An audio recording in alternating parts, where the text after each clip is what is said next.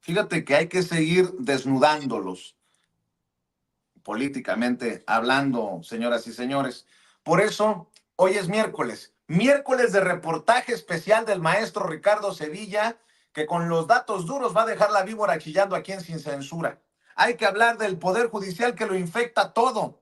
Hay jueces corruptos en los juzgados de distrito, entre otras tantas chingaderas de las que hemos destapado aquí en Sin Censura. El maestro Ricardo Sevilla es periodista de larga trayectoria, escritor, columnista, fundador y conductor de su espacio en YouTube Los Datos Duros y orgullosamente miembro de esta familia Sin Censura. El terror de la fachiza en la X, antes Twitter. Querido Ricardo, te saludo con mucho gusto. Buenos días, maestro. Buenos días, querido Vicente, público memorioso. Efectivamente, vamos a seguir desnudando al Poder Judicial que lamentablemente lo infecta todo. Y vámonos, si te parece bien, rápidamente a los datos duros. Y es que lamentablemente el Poder Judicial en México, usted ya lo sabe, está gravemente enfermo. Infelizmente, es un poder que desde cualquier ángulo que se le vea está plagado de corrupción y complicidad con el crimen. Todos los días salen a la luz múltiples casos que evidencian cómo jueces y magistrados han respaldado y defendido a peligrosos delincuentes. Y todo eso deja sin efecto procesos y vinculaciones a procesos que deberían haber resultado en condenas. Desgraciadamente, Vicente, no son pocos los casos donde la corrupción sopla su pestilente tufo. No. Uno de los casos más emblemáticos para hablarle con datos duros es el de José Alfredo N., alias El Contador, un personaje identificado como uno de los líderes del cártel del Golfo. Le doy detalles. En mayo de 2024, el primer tribunal federal colegiado en materia penal decidió dejar por sus pistolas sin efecto la vinculación a proceso de este individuo, a pesar de su evidente relación con el crimen organizado. Y le digo que es evidente porque este sujeto, Cárdenas Martínez, o El Contador, cabeza visible de un violentísimo brazo armado del cártel del Golfo, denominado Ciclones Escorpiones, es responsabilizado por la masacre de 15 personas en Reynosa. Justo usted lo sabe, que tiene mapa enfrente de usted, en la frontera entre México y Estados Unidos.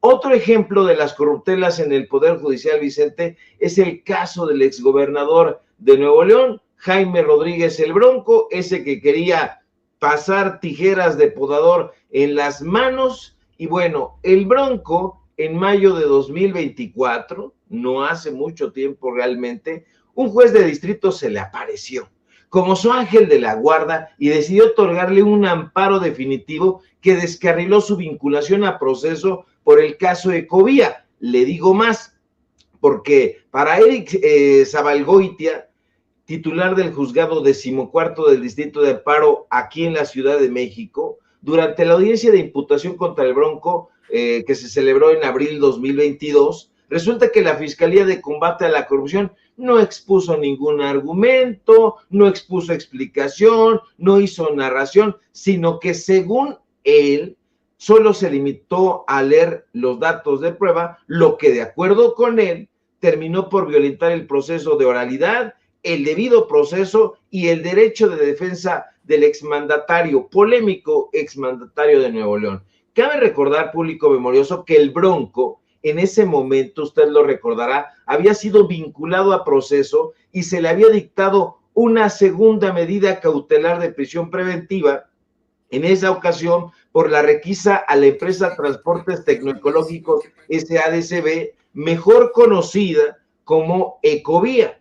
Pero, desde luego, las cosas no terminan ahí. No, hay más. Los enjuegues y corruptelas en los juzgados de distrito se van acumulando. Es increíble y nauseabundo navegar en esas aguas putrefactas. Le cuento más. El pasado mes de mayo, para darle un caso también muy concreto, un tribunal federal decidió conceder un amparo al expresidente de la Federación Mexicana de Natación, Kirill Minchet Todorov, el cual ordenó dejar sin efecto el auto de vinculación a proceso en su contra por el delito de peculado por más de 155 millones de pesos. ¿Pero qué cree? Todos estaban de acuerdo, todos estaban de plácemes en el tribunal colegiado en materia penal, porque por unanimidad en ese primer tribunal colegiado en materia penal se pusieron de acuerdo, dijeron pues todos estamos en la misma sintonía y decidieron declarar infundados los argumentos de la Fiscalía General de la República. De ninguna manera, Vicente, se trata de lavarle la cara a la FGR porque no ha hecho las cosas con celeridad, ha quedado mucho a deber, pero lo cierto es que también el Poder Judicial ha frenado muchos de los casos de la Fiscalía General de la República y de otras fiscalías estatales. Bueno, en ese caso, con Kirill, se pretendía echar abajo la resolución dictada en primera instancia por el juzgado 15º y, pues bueno, de acuerdo con ese expediente, hay que decirlo, a Kirill Todorov, se le señalaba por haber desviado, supuestamente, eso sí hay que decirlo, supuestamente, porque hay la presunción de inocencia y nosotros no somos juzgadores. Qué bueno sería que recibiéramos todas esas mieles, pero no, somos personas muy sensatas. Bueno, ahí Todorov es señalado por haber desviado recursos de la CONADE, de la Comisión Nacional de Cultura Física y Deporte, que eso da para otro reportaje, porque también esa CONADE, híjole, recibe recursos del sector privado y hay cualquier cantidad de cosas dignas de investigar. Ahora bien, ahora mal. Lamentablemente, Vicente, estos no son casos aislados. El mes pasado, Fernanda Goretti Ávila González, titular del Juzgado Segundo de Distrito en el estado de Sinaloa, porque le digo que están en todos lados, decidió dejar sin efecto el auto de vinculación a proceso dictado en contra del rector de la Universidad Autónoma de Sinaloa, Jesús Madueña Molina. Ahora, este personaje, el rector de la UAS, aunque ha sido imputado por delitos graves como ejercicio indebido del servicio público y desempeño irregular de la función pública, pues él dice que no, que todo es una campaña en su contra, que lo único que está haciendo pues es defender la autonomía universitaria y eso, dice él, le ha traído una persecución política. No hay tal persecución política. Lo cierto es que gracias a la estrecha relación que tiene el rector con el Poder Judicial, la propia Universidad Autónoma de Sinaloa ha logrado obtener amparos contra las revisiones de la Auditoría Superior del Estado a los recursos ejercidos en 2022. Entonces, todo eso deja sin efecto las vinculaciones a procesos, no solo contra él, Vicente, sino contra los funcionarios de esa universidad.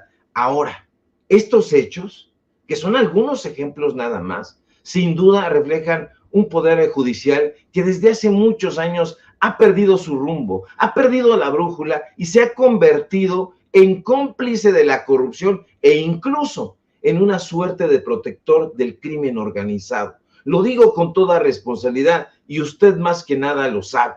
Y esa terrible impunidad, Vicente, esa falta de rendición de cuentas, han minado desde luego la confianza de la ciudadanía en el Poder Judicial, un poder que debería ser un pilar fundamental del Estado de Derecho. Y aunque en los medios de comunicación de la derecha, en los espacios de desinformación, hagan convenios económicos para intentar encubrir rápidamente esa realidad, lo cierto es que no se puede. No pueden engañar al pueblo de México. Se necesita urgentemente una profunda reforma al Poder Judicial. Una reforma, Vicente, que garantice auténticamente su independencia, su transparencia y su rendición de cuentas, porque no quieren ser vigilados, pero si lo hacen, solo de esa manera, poco a poco, el Poder Judicial podrá recuperar la credibilidad y cumplir con su función de impartir justicia de manera imparcial y efectiva, que ese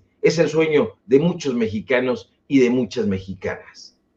Y hay que estar al pendiente de este Poder Judicial con la supuesta injerencia o esta narrativa de que el presidente metió la mano en el proceso electoral, porque va todo junto con pegado, ¿estarás de acuerdo, querido Ricardo?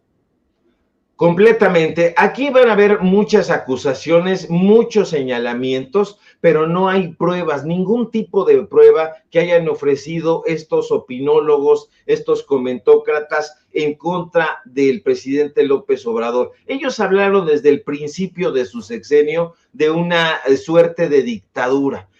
Hablaban de autoritarismo. El presidente López Obrador ya se ve que no es autoritario, puede permitir incluso con un gran tesón y dando cátedra de templanza las injurias de un personaje como Ricardo Salinas Pliego, que es un personaje que para bien o para mal todavía tiene un poder en los medios de comunicación corporativos y tiene a personajes malinformando a la sociedad mexicana. El presidente López Obrador no ha tenido vela en el entierro, como decimos en mi barrio. Él no tiene metidas las manos en este asunto del Poder Judicial. La gente es la que está impulsando, la gente es la que está despierta, el pueblo está politizado y exige la democratización de todos los espacios en este país, de todos absolutamente. Entonces, la población mexicana está pidiendo, está exigiendo y hay que darle esa garantía, la democracia para estos jueces que viven en una burbuja. No es una burbuja de jabón, ya lo habíamos comentado, no es una pompa de jabón